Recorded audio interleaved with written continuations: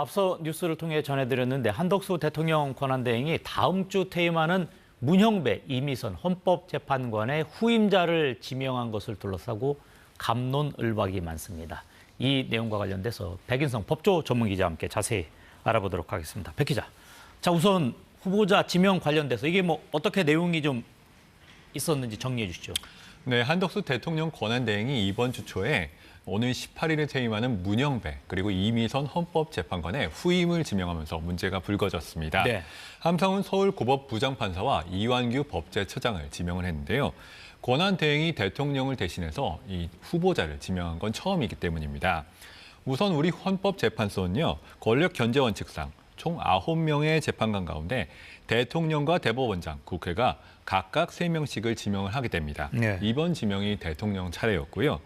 그런데 이 헌법재판관의 인사권은 국가의 중요한 인사권인데 다음 대통령 선출을 불과 얼마 안 남은 상황에서 권한대행이 이 인사권을 행사하는 게 적절한가 논란이 불거진 겁니다. 지금 한덕수 대통령 권한대행, 그러니까 말 그대로 대통령 권한대행이잖아요. 그러면은 이게 왜 논란일까 하는 생각이 들 수도 있을 것 같은데요.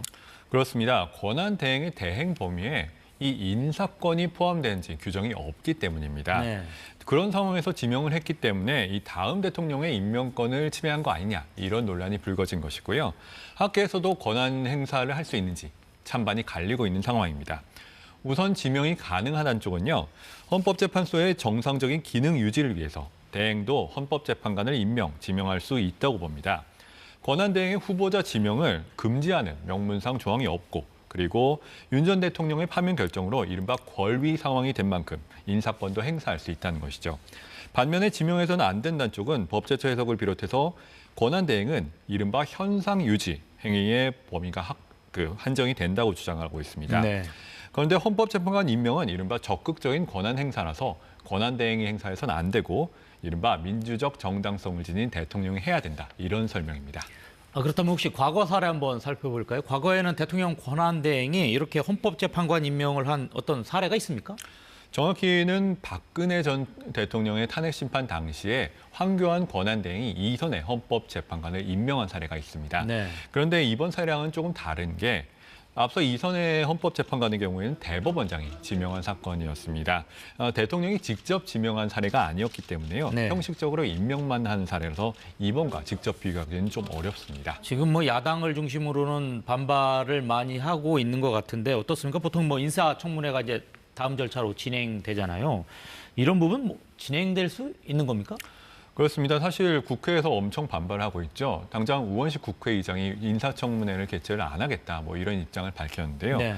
헌법재판관을 임명하기 위해서는 인사청문회를 필수적으로 거쳐야 됩니다. 그런데 제적의원의 과반 출석으로 열리고 그리고 출석위원회 과반 찬성으로 의결을 하는데 지금 법제사법위원회 경우에는 위원들 가운데 국민의힘이 과반 이하죠.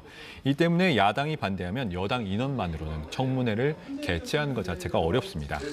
그런데 헌법재판관에 공석이 생기면 본래 30일 안에 후임자를 선정하도록 돼 있고요. 네. 임명 동의안이 회부된 날로부터 15일 이내에 또 이 청문회를 마치도록 규정을 하고 있습니다. 이 때문에 국회가 인사청문회 개최에 협조를 안 할 경우에는요. 한덕수 권한대행이 이 국회의 의무 불이행과 헌법재판소의 기능 유지를 명분으로 그냥 임명을 강행할 가능성도 있는 상황입니다. 네, 지금 그렇게 만일 임명을 하게 된다면 지금 현재 또 임명되고 있는 되려고 하는 그 후보자들의 대통령 몫이라고 한다면 어떻습니까? 지금 우리 대선이 6월 3일로 지금 확정이 됐는데 뭐 그때 선출되는 대통령이 이거 임명된 거 철회할 거야. 뭐 이렇게 할 수 있는 겁니까? 그런 생각할 수 있죠. 왜냐하면 대통령 몫이기 때문에 대통령이 지명한 걸 철회하면 되는 거 아니냐 이렇게 생각할 수 있는데요. 네. 문제는 한덕수 권한대행이 그 전에 임명 절차까지 모두 마쳐버리면 그 헌법재판관은 그 신분의 그 안정을 찾기 위해서 규정이 있습니다. 이 헌법재판관은 탄핵 또는 금고 이상의 형이 선고 없이는 파면되지 않는다는 조항이 있기 때문에 네. 이미 임명돼서 신분 보장이 되는 헌법재판관을 철회하는 건 좀 어렵다는 분석이 나오고 있습니다. 네, 그렇군요.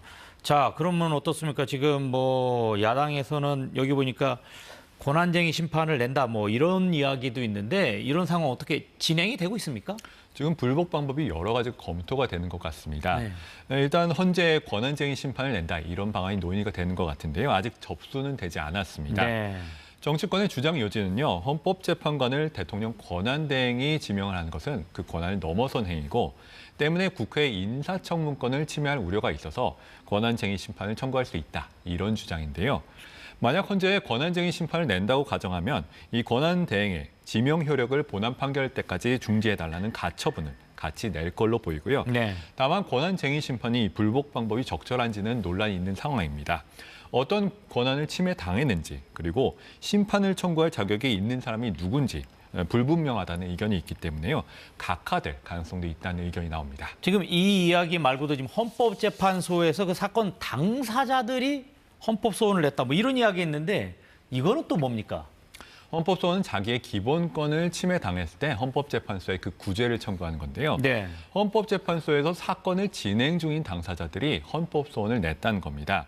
이번에 한 후보자의 그 지명으로서 그 기본권을 침해당했다는 건데 요즘은 우리 헌법이 헌법과 법률로 정한 법관이 재판하도록 정하고 있는데 네.